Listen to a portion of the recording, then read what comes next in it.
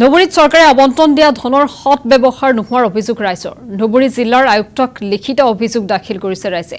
ধুবুৰী জিলাৰ হাতীধুৰা উন্নয়ন খণ্ডত MGNৰেগা আঁচনিৰ নামত দুৰ্নীতিৰ অভিযোগ। শুকানখাট দলঙৰ পৰা ভোট কৰা নলালৈ প্ৰায় 1 কিলোমিটাৰ মাটি বান্ধ দিবলৈ আবণ্টন হৈছিল ধন। 2024-25 বিত্তীয় বৰ্ষত 8,40,723 টকা আবণ্টন হৈছিল আৰু MGNৰেগা অধীনত মুকলি কৰি দিয়ে ধনখিনি। উক্ত কামৰ দায়িত্ব লাভ কৰে স্থানীয় এজন ঠিকাদাৰে। আবণ্টিত ধনৰ সীমিত টকা ব্যয় কৰি মাটি বান্ধৰ কাম কৰাত ক্ষুব্ধ হৈ উঠে স্থানীয় ৰাইজসকল আৰু উক্ত মাটি বান্ধৰ কেইবাটাও স্থান পানীয়ে খহাই দিয়াত ৰাইজে চলাচল কৰিব পৰা নাই। যাতায়াত কৰিবলৈ গাঁওখনৰ একমাত্ৰ পথ এই মাটি বান্ধ। নামমাত্ৰ কাম কৰা তেতিয়া গাঁওখনলৈ নাযায় এম্বুলেন্স, ই ৰিক্সা, মটৰচাইকেল। বেমাৰ আজাৰ হ'লে ৰোগীক নিব নোৱাৰে চিকিৎসালয়। দুৰ্নীতিৰে চৰকাৰী ধন আত্মসাৎ কৰা ঘটনাৰ সঠিক এতিয়া তদন্তৰ দাবী উত্থাপন কৰিছে সেই স্থানৰ ভুক্তভোগী লোকসকলে।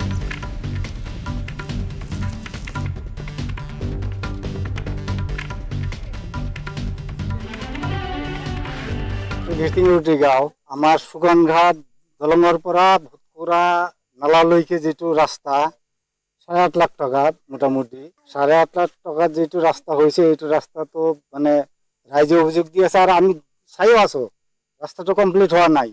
এতিয়ালৈকে পইচা উঠাই আছে। ৰাইজে অভিযোগ দিছে, ডিষ্ট্ৰিক্ট কমিশনাৰত অভিযোগ দিছে, ব্লকতো অভিযোগ দিছে। ব্লকৰ পৰা ইনকুৱাৰী কৰাৰ কথা কেতিয়া আহে আমি নাজানো।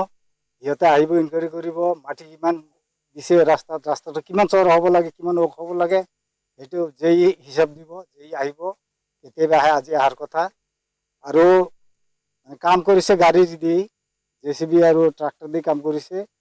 ৰাইজৰ পৰা যি জব কাৰ্ড লৈছে, ৰাইজৰ জব কাৰ্ড লোৱাত ৰাইজক মোটামুটি পাৰ দিন 30-35 টকা দিছে। বাকী পইচা নাই। বাকী পইচা কোনোবাই কাম কৰিছে, সিয়ে লৈছে। কামটো ৰাইজে কোনে কৰিছে? শ্বেয়াৰ আলী কাম কৰিছে। আইডিয়া কিমান হৈছে? 2 লাখ টকা গৈছে। এতিয়া কিমান আছে আমি নাজানো। অফিচত শুনা পালো যে 6 লাখ টকা গৈছে। সেইটো পাৰ ডে কিবা এটা পাব লাগে না। পাৰ ডেও নাপায়, কিছুমানক কাম কৰা মানুহখিনিকে টকা দিয়ে।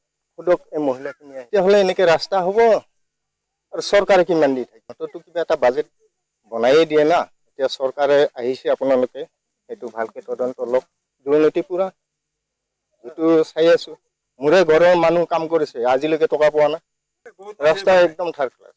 সেইটোৱে হেমন্ত ছাৰটো ভালেই চলাই আছে, কিন্তু আমাৰ যিবিলাক পাব্লিক লিডাৰ, কিছুমান অফিচাৰ আত্মসাৎ কৰি আছে। ন্যায়টো লাগে।